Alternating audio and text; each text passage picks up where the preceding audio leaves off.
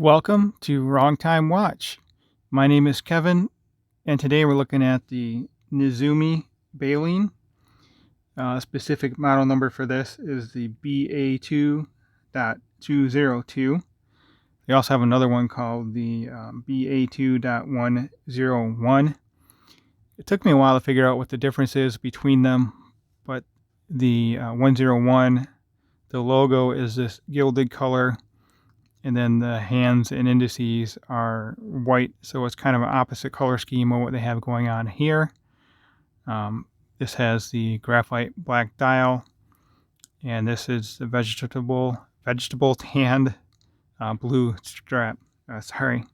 Vegetable tan brown strap. Anyway, hopefully we get my misspeaking out of the way. So the price on this is $355. When I checked the website a few days before that, it was $357. So I don't know if the price is going to keep fluctuating based on exchange rates, US dollars to whatever they use in Sweden, euro, I guess. I don't know. But anyway, just go on their website. I will leave a link in the description below. You can check it out. So it's a nice styled watch. I like the way it looks. Kind of reminds me of a cross between an Omega and a Tudor. Tudor in the way the crown is here just kind of reminds me of a vintage Tudor. And then the Omega styling with the way the lugs are here, kind of a twisted lug design. So this is a vintage inspired diver. It has a double dome sapphire crystal with AR coating, aluminum bezel insert, 120 click unidirectional bezel, only turns in one direction. It feels kind of strange to me, the bezel action. It feels kind of springy, I think, is how I would describe that. I've not felt the bezel like this before, but it does the trick. Let me see if you can hear this.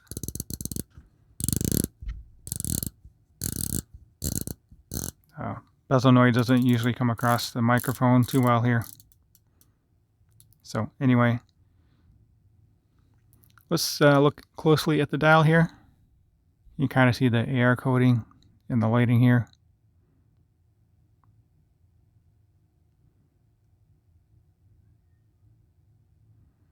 Everything is printed on this dial. I have not looked at the Lume yet, so we'll check that out towards the end of the video. We can see there, Baleine 200 meter. Let's see what's below the 6. Okay, self-winding.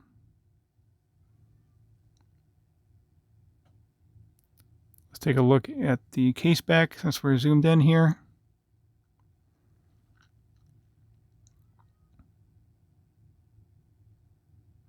Self-winding, 316L stainless steel. Baleine, sapphire crystal, and then 200 meter, 660 feet water resistance, and then there it says a diver. And we can take a look at the engraved case back here with the Nezumi logo.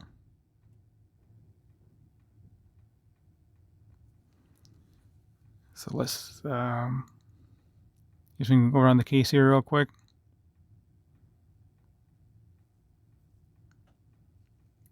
No drilled lugs, and the strap is not quick release. The crown is engraved though, with the logo again. So I think it's a good looking watch. It does have a Seiko NH35 automatic movement. The company again is based out of Stockholm, Sweden. So the watch is 40 millimeter. So lug to lug is 47. Case diameter is 40. The bezel is slightly proud of that. I can't remember if I measured the bezel or not. I think it's like 40.5 or something like that. It's not that much larger than the case. Thickness is 13 millimeter. 20 millimeter lug to lug, and this strap does taper down. It tapers down to 18.5. And that crown is a good size at 7 millimeter. So let's compare this to my Seiko SKX here. Get you kind of a size reference. The SKX is 42 by 46.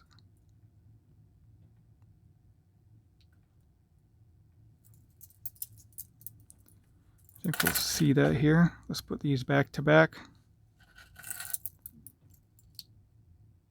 Yeah, the Seiko is a little bit smaller lug to lug and a little bit larger in the case diameter. In the thickness, the SKX is slightly thicker, but this is an actual divers rated dive watch. So let's get this on wrist. You can see it on my 6.5 inch wrist. Gonna roll my sleeve up here a bit. The strap is pretty comfortable. Forgot to mention the strap is made in Germany.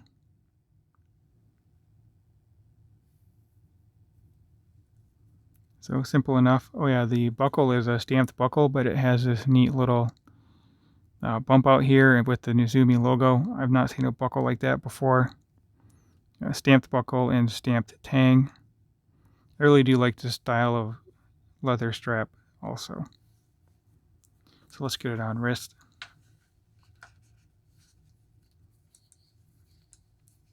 I think I'm down to the second to last hold position, if I remember correctly. Yep. Second to last position there. I could probably even go down to the last one, but I really don't want to tug on this too much. It is a tour watch, and I don't want to break it. Like my camera, I'm bumping there. So anyway, 6.5 inch wrist, 52 millimeter wristband. And again, lug to lug on this is 47.